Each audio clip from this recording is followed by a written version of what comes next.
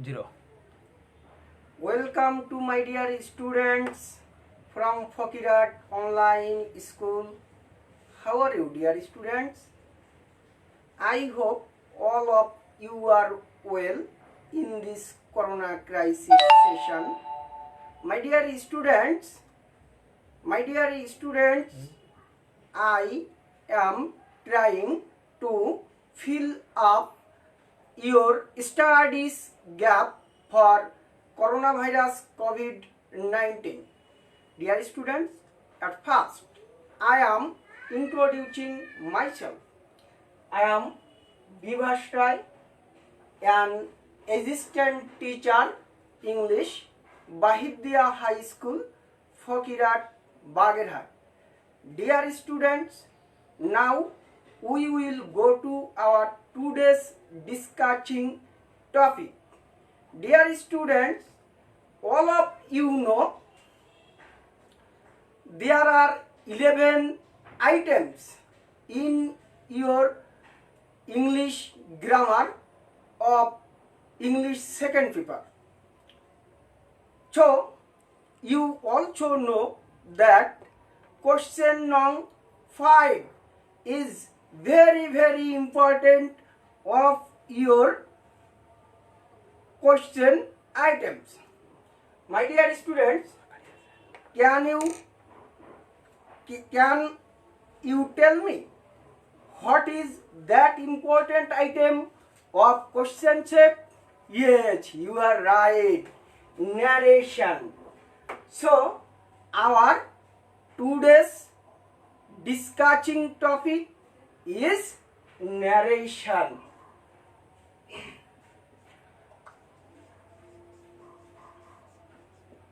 Students, take your paper and write down narration on your paper. Class 9-10 English second paper, topic narration, part 1. Narration means ukti.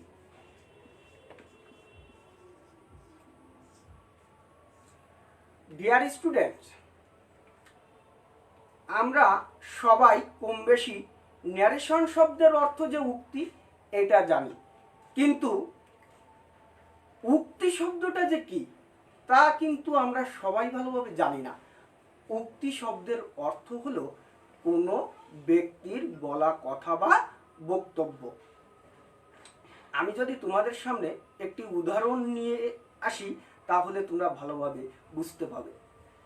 আমাদের জাতির জনক বঙ্গবন্ধু শেখ মুজিবুর রহমান তার 7ই মার্চের ভাষণে বলেছিলেন, এবারের সংগ্রাম মুক্তির সংগ্রাম, এবারের সংগ্রাম স্বাধীনতার সংগ্রাম। ডিয়ার স্টুডেন্ট, এখানে আমি যে উক্তিটি টেনে এনেছি নিশ্চয়ই এটা আমার নয়, তোমরা বুঝতে পেরেছো? হ্যাঁ, এটা কার উক্তি? জাতির জনক বঙ্গবন্ধু শেখ মুজিবুর রহমানের উক্তি। আর এইটাই হচ্ছে ন্যারেশন, এটাই হলো উক্তি। ডিয়ার স্টুডেন্টস, ন্যারেশনের আরেকটি নাম রয়েছে ইংরেজিতে, সেটা হচ্ছে স্পিচ।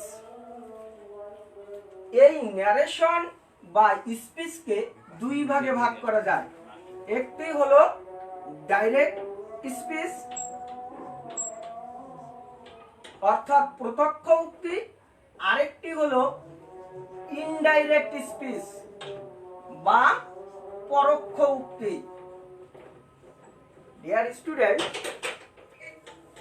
একটু খেয়াল করো, এই প্রত্যক্ষ উক্তিটি কি? প্রত্যক্ষ উক্তি হচ্ছে যখন বর্তমান বক্তা অন্য কোনো বক্তার কথা হুবহু তার ভাষায় তার মতো করে বলে, তখন তাকে ডিরেক্ট স্পিচ বা প্রত্যক্ষ উক্তি বলে। যেমন যদি দিই একটি উদাহরণ, তোমরা আরো ভালো বুঝবে। আমি একটু গানের কলিতে যাচ্ছি, তোমরা কিছু মনে করো না, আমি কিন্তু সিঙ্গার নই, জাস্ট একজন টিচার, কিন্তু কথা প্রসঙ্গে আমার দুটো গানের কলি আনতে হচ্ছে। বর্তমান সময়ের একটি জনপ্রিয় গান তোমরা প্রায় শুনে থাকো, এক জাতের নারী আছে শুধুই পাংখায়, এক জাতের নারী আছে এক বাড়ির কথা লইয়া অন্য বাড়ি লাগায়।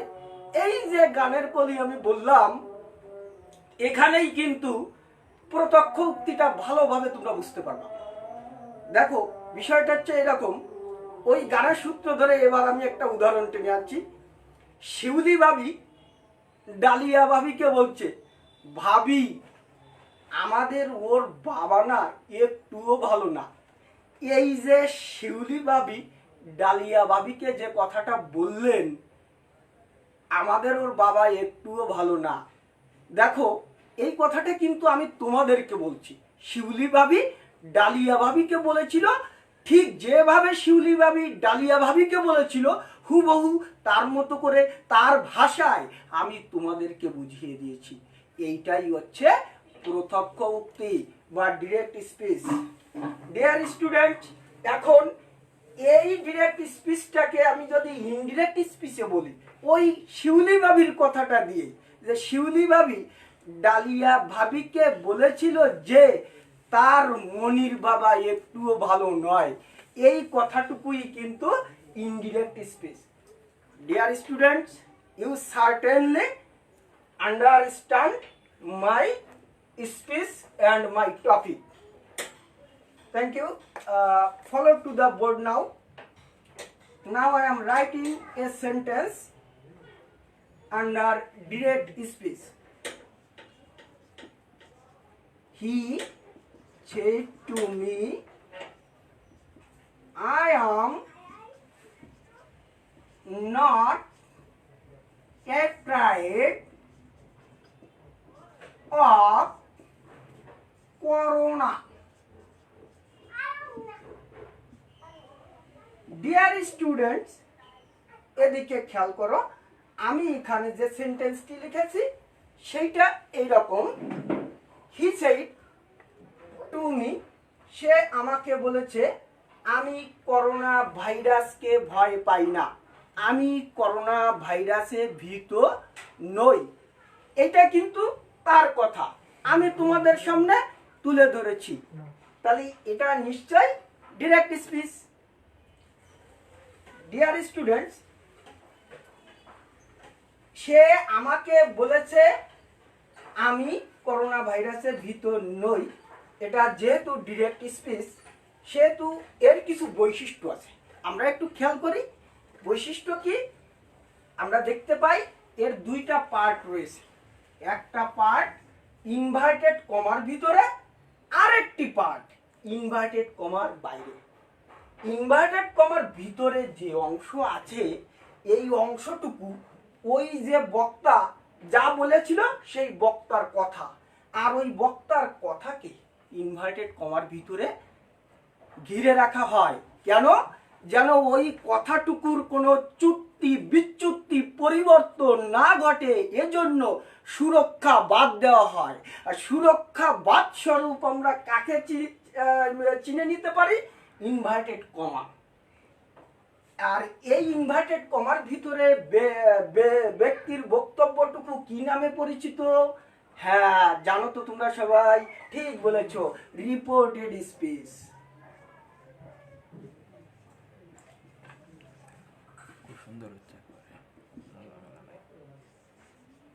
ডিয়ার স্টুডেন্টস, তাহলে আমরা দেখলাম ইনভার্টেড কমার ভিতরে যে অংশ থাকে সেটা রিপোর্টেড স্পিচ, আর ইনভার্টেড কমার বাইরে যে অংশ থাকে এই অংশটুকুকে কি বলে তোমরা বলো তো? ঠিক বলেছো, এটাকে বলে reporting speech.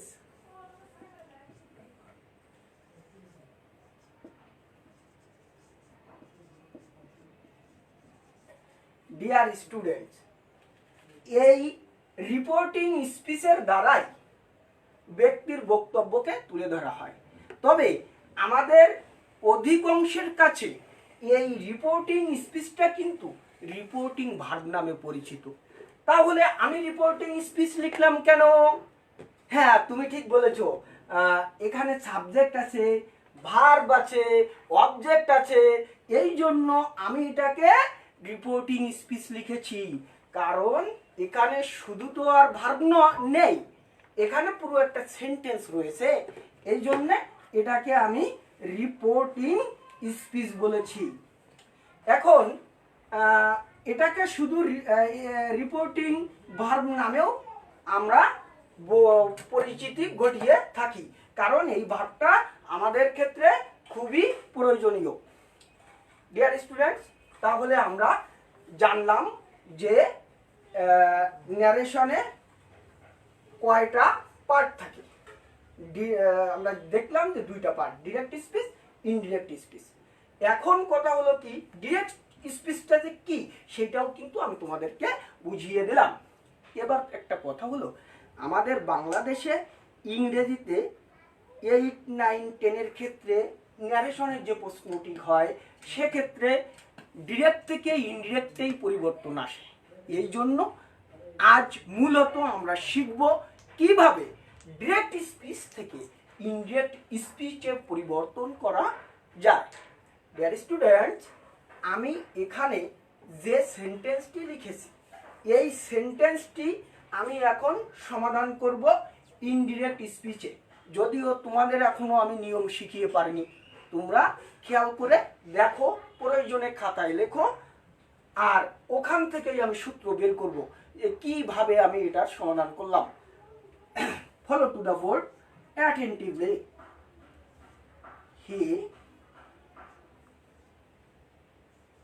told me that he was not kept right of corona.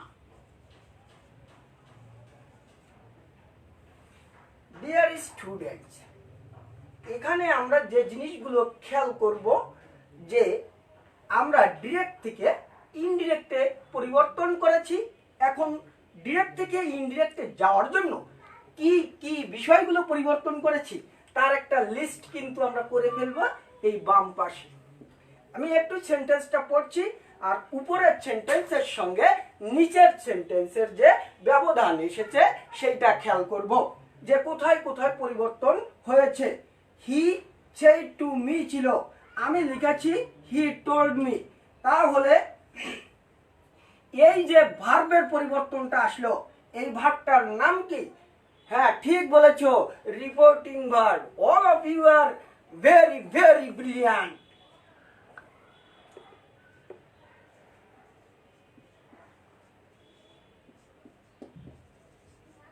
Reporting verb. Number 2, কি পরিবর্তন এসেছে প্রিয় শিক্ষার্থী বন্ধুরা? হ্যাঁ, ঠিক বলেছো, পরিবর্তন এসেছে, ইনভার্টেড কমা উঠে গিয়েছে আর এসেছে দ্যাট। এইটা হলো কি যে ডিরেক্ট স্পিচে আমার রিপোর্টিং স্পিচ ও রিপোর্টেড স্পিচ আলাদা থাকে, কিন্তু ইনডাইরেক্ট স্পিচে এই রিপোর্টিং স্পিচ এবং রিপোর্টেড স্পিচকে সংযুক্ত করা হয়। আর তোমরা জানো একটা সেন্টেন্সের সঙ্গে আরেকটা সেন্টেন্সের সংযুক্তি ঘটাতে গেলে আমাদের যে জিনিসটি প্রয়োজন হয় সেটা হলো কনজাংশন। আর এই কনজাংশনকে আমি একটু ব্যক্তিগতভাবে বলে থাকি লিঙ্কার। লিঙ্ক শব্দের অর্থ সংযোগ দেওয়া, আর লিঙ্কার শব্দের অর্থ তাহলে কি? যে সংযোগ ঘটায়। সুতরাং 2 নম্বরে যেটা আসবে সেটা হলো লিঙ্কার। ঠিক, you are right, linker. Dear students, এখন আমরা 3 নাম্বার কি পরিবর্তন এসেছে সেইটা দেখব। এখানে সাবজেক্ট ছিল আই, হঠাৎ করে হয়ে গেল এখানে হি, অর্থাৎ এটা নিশ্চয়ই পার্সনের পরিবর্তন ঘটেছে। তাই আমি এখানে লিখছি পার্সন চেঞ্জ।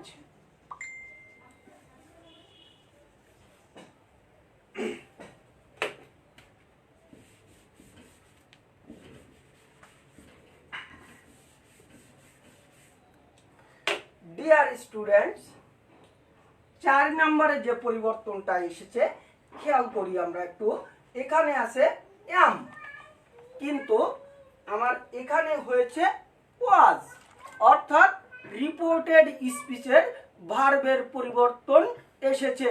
তাই 4 নম্বরে লিখব রিপোর্টেড স্পিচের ভার্বের পরিবর্তন, স্পিচের ভার্ব চেঞ্জ, এখানে চেঞ্জ লিখলাম ব্র্যাকেটে। ডিয়ার স্টুডেন্টস, 5 নম্বরে আর কোনো পরিবর্তন কি এখানে এসেছে? ঠিক বলেছো, না কোনো পরিবর্তন আসেনি, কিন্তু 5 নম্বরে আরো কিছু পরিবর্তন আসবে, কিছু কিছু ওয়ার্ডের পরিবর্তন। যেহেতু তোমরা অষ্টম শ্রেণীতে শিখেছো, তোমাদের মনে থাকার কথা, আমি আর লিখছি না, তবে বলছি, তোমরা একটু মনোযোগ সহকারে খেয়াল করো। 5 নম্বরে কিছু শব্দের পরিবর্তন হয়, সেগুলো যেমন নাও থাকলে দেন হয়, টুডে থাকলে দ্যাট ডে হয়, টুমোরো থাকলে দ্য নেক্সট ডে হয়, ইয়েস্টারডে থাকলে দ্য প্রিভিয়াস ডে হয়, হেয়ার থাকলে দেয়ার হয়, দিস থাকলে দ্যাট হয়, টিএইচসিএসি দিজ থাকলে দোজ হয়, ছাড় থাকলে রেসপেক্টফুলি হয়, আর ইয়েস থাকলে replied in the affirmative, no থাকলে রিপ্লাইড ইন দ্য নেগেটিভ হয়। এটা আমি তোমাদেরকে একটু রিমেম্বার করিয়ে দিলাম, কারণ তোমাদের এটা মেমোরিতে আছে। আবার এই মুহূর্তে নাও থাকতে পারে, শুধু এই জন্য একটু স্মরণ করিয়ে দিলাম। 5 নম্বরে এইগুলো পরিবর্তন হতে পারে। ডিয়ার স্টুডেন্টস, এখন আমরা যাব পুরো রুলে যাব, রুলসে যাব।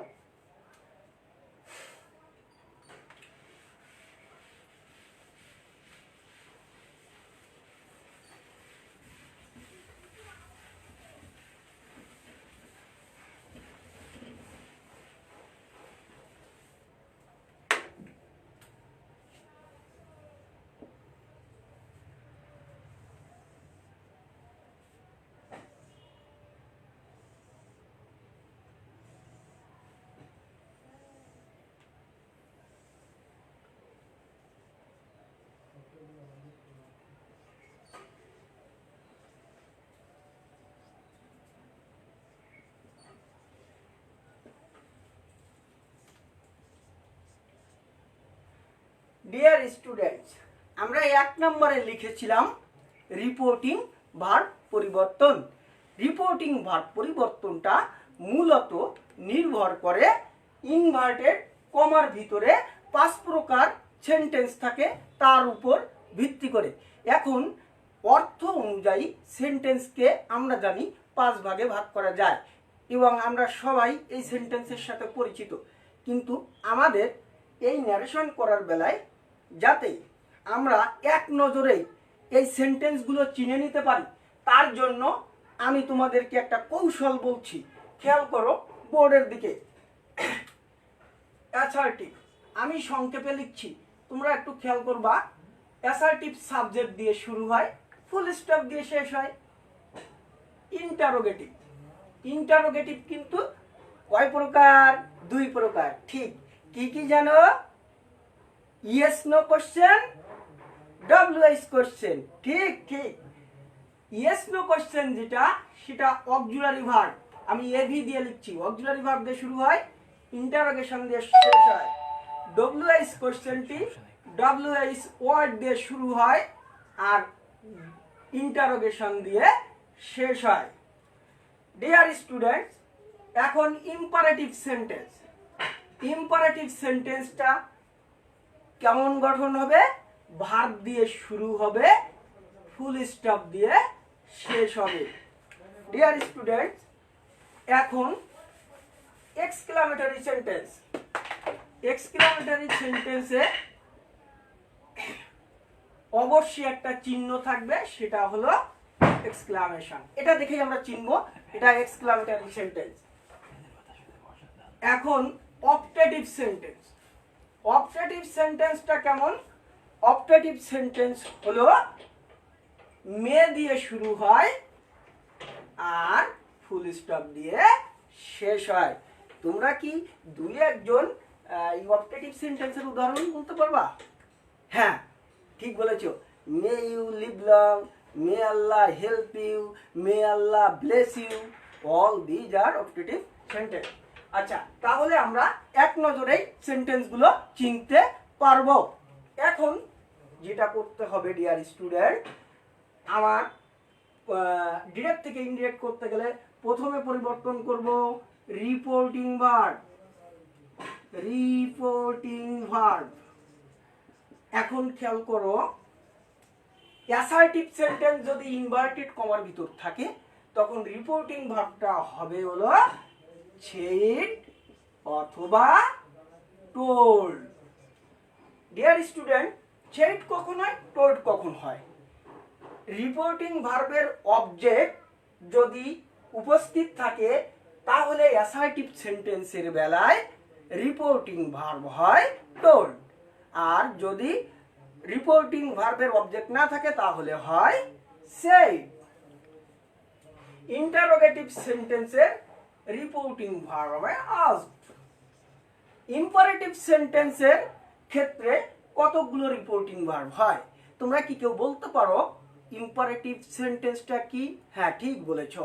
ইম্পারেটিভ সেন্টেন্স হলো আদেশ, উপদেশ, অনুরোধ সূচক বাক্য, অর্থাৎ সিম্পলি বলা হয় অনুজ্ঞাসূচক বাক্য।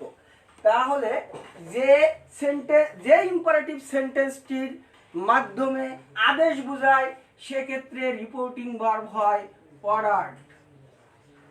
যে ইম্পারেটিভ সেন্টেন্সটির ক্ষেত্রে উপদেশ বোঝায় সেক্ষেত্রে হয় অ্যাডভাইসড।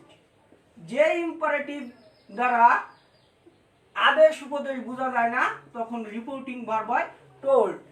যে ইম্পারেটিভ সেন্টেন্স দ্বারা নিষেধ বোঝায় সেখানে হয় ফরবেড। ডিয়ার স্টুডেন্টস, এখন লেট দিয়ে কিছু ইম্পারেটিভ থাকে। লেট আজ যদি থাকে তাহলে রিপোর্টিং ভার্ব হয় প্রপোজ টু। Proposed to. সাজেস্টেডও হয়, ওইটা আমি আর লিখলাম না। আর লেট না থাকলে, লেট না থাকলে সেইড অথবা টোল্ড। সেইড অথবা টোল্ড হয়। এখন এক্সক্লামেটরি সেন্টেন্সে আমরা জানি এক্সক্লামেটরি সেন্টেন্স দ্বারা বিস্ময়, সুখ, দুঃখ ইত্যাদি প্রকাশিত হয়। এখন এক্সক্লামেটরি সেন্টেন্স দ্বারা দুঃখ বুঝালে বসে এক্সক্লাইমড,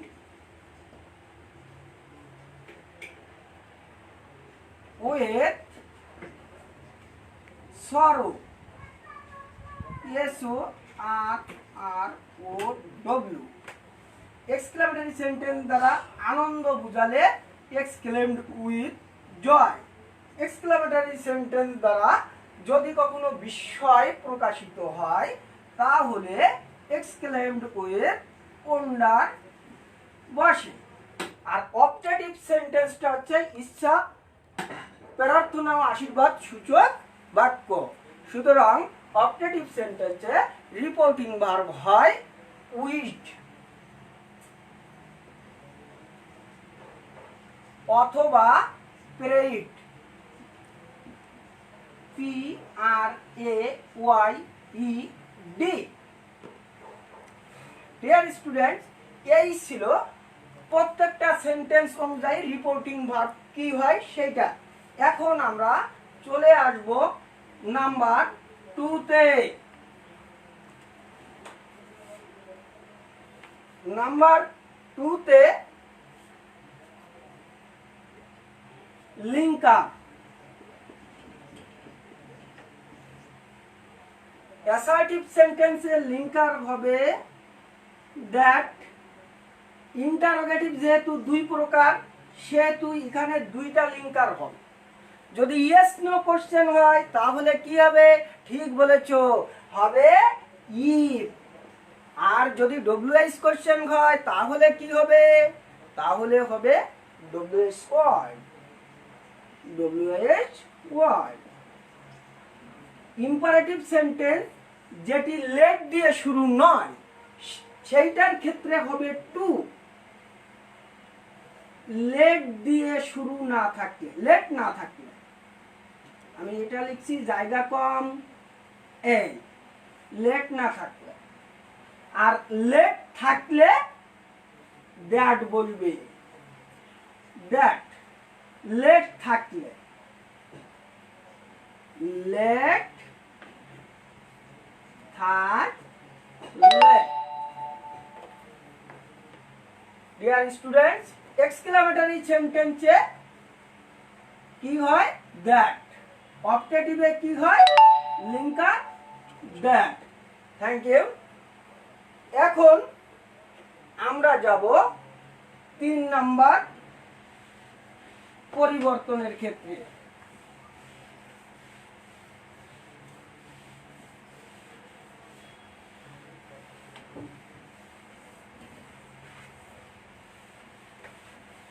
আমাদের 3 নাম্বার পরিবর্তনটা ছিল পার্সন পরিবর্তন, পার্সন চেঞ্জ। পার্সন চেঞ্জটা কম বেশি আগেও শুনেছ, এখন আমি তোমাদেরকে একটু রিমেম্বার করিয়ে দিচ্ছি। ইনভার্টেড কমার ভিতরে সেকেন্ড পার্সন থাকলে রিপোর্টিং ভার্বের অবজেক্ট অনুসারে, ইনভার্টেড কমার ভিতরে ফার্স্ট পার্সন থাকলে রিপোর্টিং ভার্বের সাবজেক্ট অনুসারে। আবার একটু রিপ্লাই যদি করি, ইনভার্টেড কমার ভিতরে পার্সন ফার্স্ট পার্সন থাকলে রিপোর্টিং ভার্বের সাবজেক্ট অনুসারে পরিবর্তন হয়। ইনভার্টেড কমার ভিতরে সেকেন্ড পার্সন থাকলে রিপোর্টিং ভার্বের অবজেক্ট অনুসারে পরিবর্তন হয়। ইনভার্টেড কমার ভিতরে থার্ড পার্সন থাকলে কোনো পরিবর্তনই হয় না। ডিয়ার স্টুডেন্ট, আমরা আরো একটা জিনিস ফলো করব। সেই জিনিসটা কি? যে পার্সন ঠিকই পরিবর্তন হবে, কিন্তু পার্সনের নাম্বার ও কেসের কোনো পরিবর্তন হয় না। এটা যখন আমরা উদাহরণ করব তখন আরো ভালো বুঝবো। শুধু এই পয়েন্টগুলো আমাদের একটু মেমোরিতে রাখতে হবে।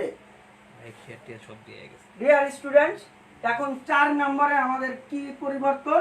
4 নম্বরে হচ্ছে ভার্ব চেঞ্জ। এটা কোন ভার্ব? এটা হচ্ছে ইনভার্টেড কমার ভিতরের রিপোর্টেড স্পিচের ভার্ব। ঠিক বলেছো। এখন এই ভার্ব পরিবর্তনের ধারাটা আমি তোমাদেরকে বর্ণনা করছি। কেমন হয়? রিপোর্টিং ভার্বটা পাস্ট টেন্সে থাকলে রিপোর্টেড স্পিচের ভিতরের ভার্ব পরিবর্তন হয়। রিপোর্টিং ভার্বটি পাস্ট টেন্স বাদে অন্য কোনো টেন্সে থাকলে রিপোর্টেড স্পিচের ভার্বের কোনো পরিবর্তন হয় না। এখন রিপোর্টিং ভার্বটা পাস্ট টেন্সে থাকা সত্ত্বেও যদি ওর ভিতর অভ্যাস বা চিরন্তন সত্য আসে তখনও কিন্তু ইনভার্টেড কমার ভিতরের ভার্বের কোনো পরিবর্তন হবে না। এখন পরিবর্তনের ধারাটা আমরা একটু মনে রাখি, সহজ জিনিস। সেটা কেমন? রিপোর্টিং ভার্বটা যখন পাস্ট টেন্সে থাকছে এবং রিপোর্টেড স্পিচের ভিতর অভ্যাস বা চিরন্তন সত্য নাই, তখন এবার পরিবর্তনের পালা। কিভাবে পরিবর্তন করব? আমার রিপোর্টেড স্পিচের ভিতরে যতগুলো যে ভার্ব আছে তা সবই পাস্ট টেন্স দিয়ে পরিবর্তিত হবে। এটা তোমাদের কাছে আজকে নতুন লাগতে পারে, কিন্তু আমি তোমাদের বুঝিয়ে দিচ্ছি যে কিভাবে সব পাস্ট টেন্স দিয়ে পরিবর্তিত হয়। যদি প্রেজেন্ট ইনডেফিনিট থাকে তাহলে বলো তো কি হবে? Past indefinite, right. আর যদি প্রেজেন্ট কন্টিনিউয়াস থাকে তাহলে পাস্ট কন্টিনিউয়াস। প্রেজেন্ট পারফেক্ট থাকলে পাস্ট পারফেক্ট। পাস্ট ইনডেফিনিট থাকলে পাস্ট পারফেক্ট। এখন এখানে তোমাদের, হ্যাঁ, তুমি প্রশ্ন করেছো যে স্যার পাস্ট টেন্স দিয়ে পাস্ট টেন্সে থাকলে আবার কিভাবে পাস্ট পারফেক্ট হবে। এটা হচ্ছে বলেছি না পাস্ট টেন্স দিয়ে পরিবর্তন হবে। পাস্ট ইনডেফিনাইট থাকলে ওই পাস্ট ইনডেফিনাইট ডাবল হয়ে যায়, আর দুইটা পাস্ট টেন্স একটি বাক্যে থাকলে সেটা পাস্ট পারফেক্ট হয় এই ধারায়। তাহলে কি হলো, পাস্ট ইনডেফিনাইট থাকলে পাস্ট পারফেক্ট, পাস্ট কন্টিনিউয়াস থাকলে past perfect continuous, future tense থাকলে কি হয়, শ্যাল থাকলে শুড হয়, উইল থাকলে উড হয়, ক্যান থাকলে কুড হয়, উড কুড মাইট এরা যদি থাকে সেটা কিন্তু অপরিবর্তিত থাকবে। এই ছিল ভার্ব পরিবর্তন। আর অন্যান্য যে পরিবর্তন সেটা আমি একটু আগে তোমাদের বলেছি, অন্যান্য ওয়ার্ডের পরিবর্তন। এটা নিয়ে আমি আর কথা বাড়াবো না, আমি এখন একটু মূল্যায়নে চলে যাব যে আমরা কি শিখলাম।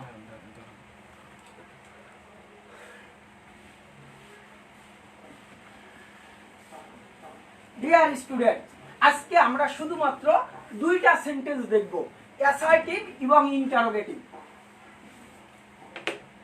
আমি উদাহরণ লিখছি, হি said to me, আমি ইনভার্টেড কমা দিলাম, I am singing song। আরেকটা বাক্য আমি লিখলাম এখানে, do you know it.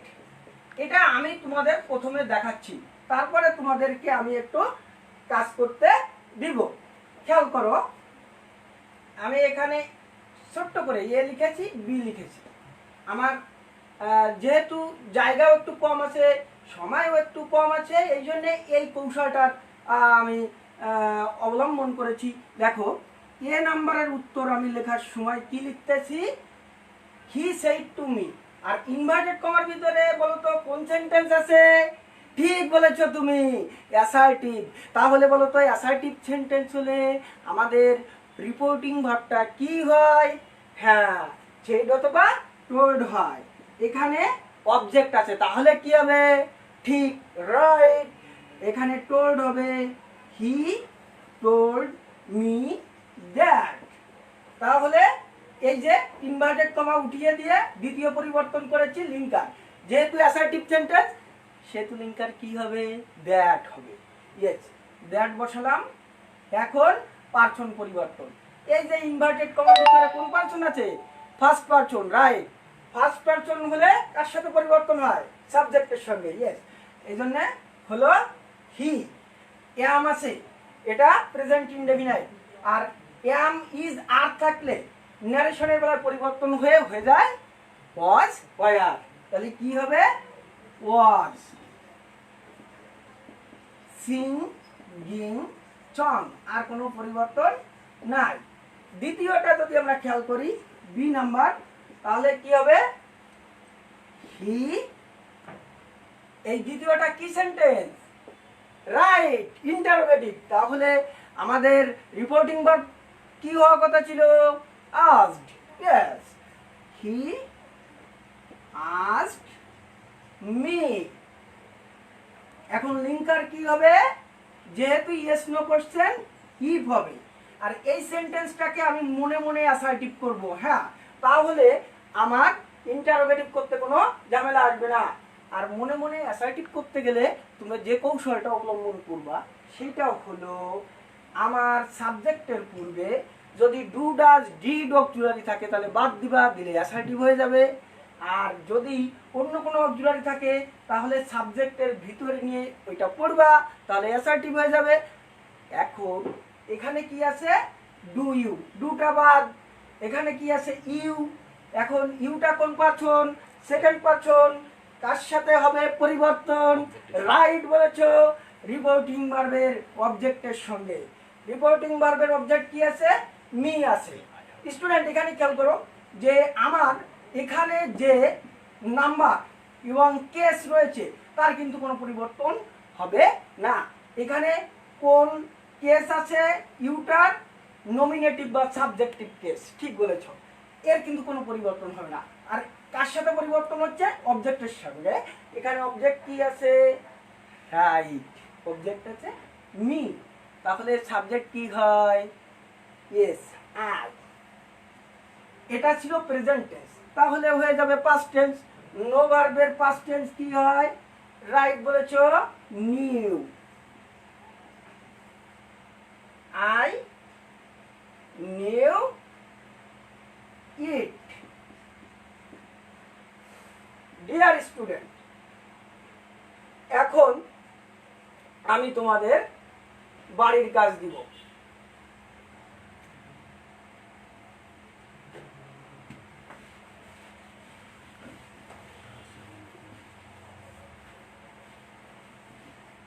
Everybody will homework on your paper. শেষ করতে হবে কিন্তু টাইম 30 মিনিট প্রায় শেষ হয়ে গেছে, বুঝছেন?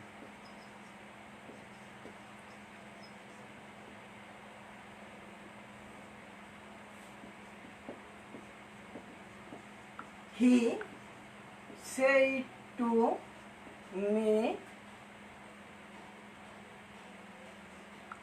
I was doing it. Number 2, he said to me, are you fine?